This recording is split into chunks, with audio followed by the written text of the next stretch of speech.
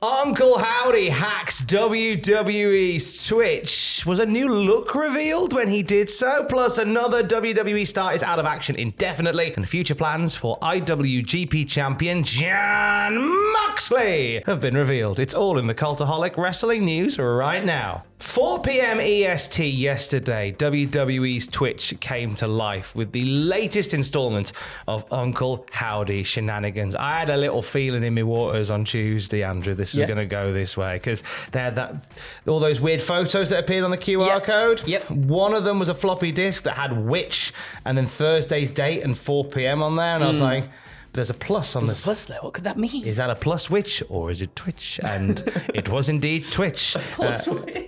That was very good. Which gives you extra power in Dungeons and Dragons. Twitch channel of WWE came to life at 4 p.m. EST with a stream simply labelled Hello. Yeah, so the stream started with an old opening of Raw, and it features Vicky Guerrero welcoming us to Raw and Kane making his entrance to the ring. And that sort of, as that goes on, the video gets a little bit more warped by each and every little cut thing that they do.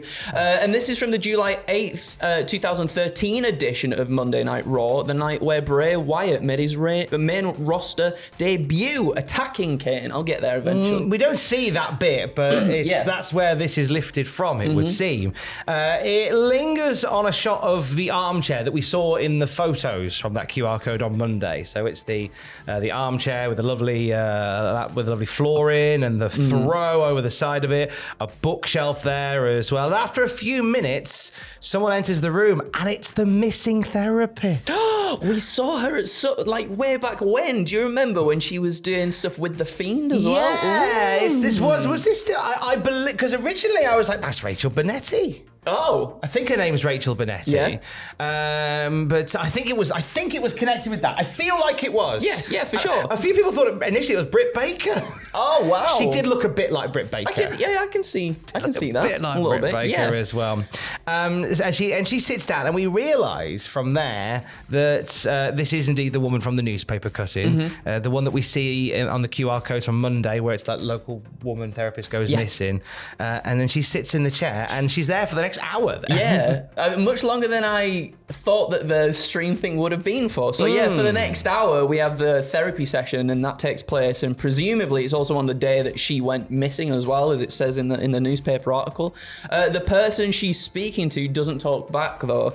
Rather, they can be just heard furiously writing notes, which he then passes to the therapist. There are notes that we saw on the Raw QR code, so like QR codes pop up and they kind of like take us back to things that we've already seen, each one being handed to the therapist, and she's like, what is this all about? So these are all the notes that we saw from the photos on Raw. They're from that QR code that we had on Raw, and all we see a few more QR codes popping up. It's the recaps of QR codes we've already seen, so it's kind of like a catch-up episode for all your Uncle Howdy flavoured goodness, which is very nice. Now, I want to bring attention to this because we love to read right into the granular when it comes to these Uncle Howdy bits. And there seems to be a doll on top of the bookshelf. And a few people went, that looks like a Pokemon doll. It doesn't even look like one. It is one, Tom. It is one. It is one. It's an Eevee. Yeah. Now, Matt Hardy and Rebby Hardy, they have a daughter named Eva Evie Moore. Ooh. Is that a thing? Is that a red herring? Maybe, I don't know. Eevee evolves into many different forms as well. Yeah. Oh.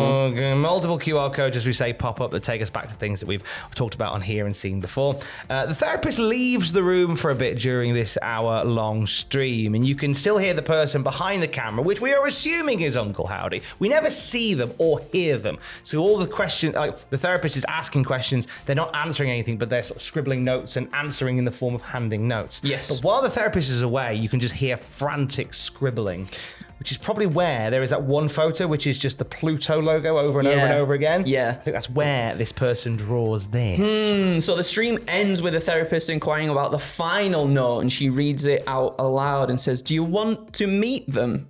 Question mark. She's like, what's going on here? She holds up the notes, and we can't actually see what's on the notes. The stream is quite bitty. I don't know how to describe. It's quite staticky and bitty. Quite washed out at points as well, so you can't really see what's written on there. And then she goes on to ask, who are these people? And it then jump cuts to her newspaper clipping on the wall that we saw previously from the QR codes. The last 5 seconds, very staticky, but the shape can be made out in the moving static, and it looks like Uncle Howdy, but sort of without the top hat. And judging by the mouth and the cheekbones, it could be a new version. It's quite elongated. It gives me Joker-esque vibes almost. Also, and I said this to Owen because Owen understood the reference, it looks like the blue minis from the Yellow Submarine Beatles cartoon thing from back in the day. Get one of them on the screen. There he is. One of them boys.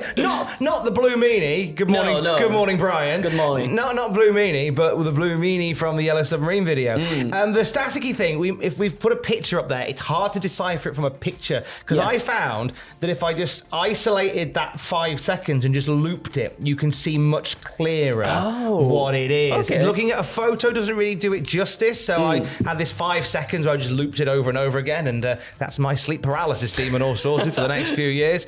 And it does, you can see, that's where you can see sort of the cheekbones, the elongated mouth. I can't see the hat. Yeah, I couldn't see the hat either. Part of me was wondering if it was like some sort of different version of the Fiend mask as well, because that's quite got like the sort of exaggerated mouth too, didn't it? Yeah. So I was like, ooh, maybe it's something, maybe it's like an amalgamation of the two sort of things all coming together. I'm intrigued and excited.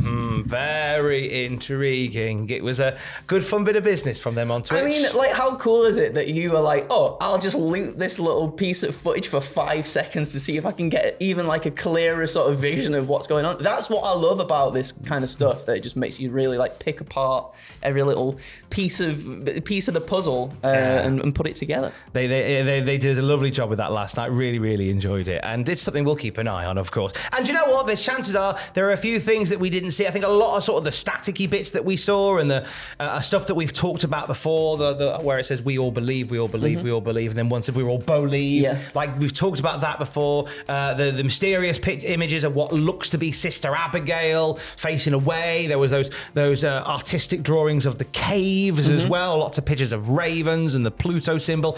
All the stuff that we've seen popping up before, all sort of crammed into this hour-long video. So whilst I don't think it moved the lore along in the sense that we actually got to see the therapist, but we still yet to find out what happened to her. I wonder if this is sort of, as you were saying, that everything kind of has been put together in this one long thing, which makes me think, obviously we've had teasers for dates and stuff as well. It makes me think that we're very imminent now to the reveal of Uncle Howdy and the Wyatt Six, perhaps. Very imminent. We'll keep an eye on that one. Meanwhile, a few other bits of news before we let you go today. Another WWE star off screen for the time being. Yeah, WWE revealed on their socials that as a result of the attack from Gallus on NXT, Ivar has suffered an injury and will be out of action indefinitely.